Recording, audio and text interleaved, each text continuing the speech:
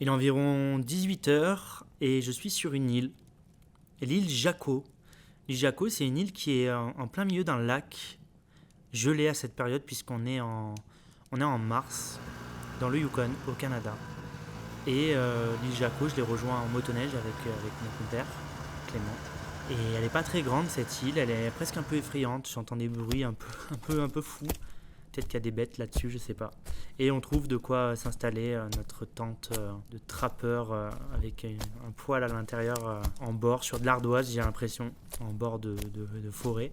Et le premier soir, le premier jour où on arrive, des couleurs assez folles, des lueurs dans le ciel et sur les sommets. Et du coup, il fait froid, hein, on est à moins 30 degrés, moins 25, moins 30 degrés, je pense, mais c'est assez sec. Il n'y a pas beaucoup de vent, du moins à notre niveau. Et on décide de monter la tente. Et moi, je sors mes boîtiers rapidement aussi pour capter ces lueurs de coucher de soleil.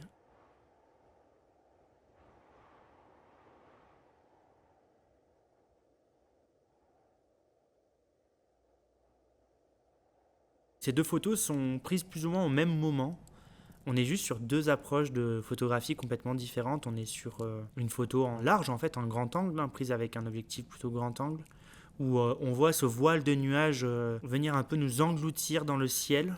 Et en parallèle de ça, on a une sorte de passage de rayons à travers ce même voile qui vient de derrière, puisque le soleil pique un peu derrière nous pour aller taper sur l'horizon, en fait, devant nous. Et c'est pour ça que j'aime bien la double approche avec du large et puis quelque chose de très serré sur la montagne qu'on a en face de nous et sur l'embouchure ou la débouchure de rivière qui arrive sur le lac. On a des sortes de falaises et on voit les rayons du soleil qui viennent taper sur ces falaises et juste sur le sommet, et le reste est dans l'ombre en fait. Et il y a quelque chose d'assez assez fou en fait dans l'approche que la nature nous offre.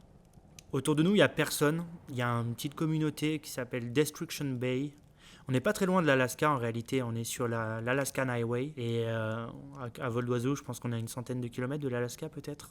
J'aurais jamais cru aller faire des photos dans un endroit comme ça, mais ce que j'aime c'est de faire ces photos sur l'eau en fait. Je suis littéralement sur la glace quand je fais ces photos-là et je me sens complètement apaisé quoi. Il y a rien autour de moi ou presque rien. Et le sommet de la montagne avec cette couleur un peu pastel, quelque chose d'assez fou quoi. Je prends mes photos en serré et je prends des grosses respirations. C'est une sensation d'apaisement total.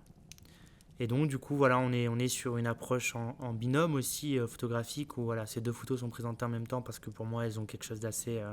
L'une ne vit pas vraiment sans l'autre d'une certaine façon. Et donc, en contextualisant tout ça, on peut comprendre qu'elles ont la même histoire finalement. C'est juste une question de perspective, c'est juste une question de point de vue, comme souvent d'ailleurs dans toutes les situations données en fait. L'île Jaco, c'est une île où j'ai ressenti des choses dans mon intérieur quand j'ai fait d'autres photos sur la glace où j'entendais des bruits. C'était la première île que je faisais, je crois, du moins le premier lac sur lequel je faisais vraiment de la motoneige loin et des bruits de craquement de glace comme des bruits de baleines assourdissants, c'est assez impressionnant. Je conseille très fortement cet endroit à toute personne qui vient chercher une sorte d'apaisement en tout cas.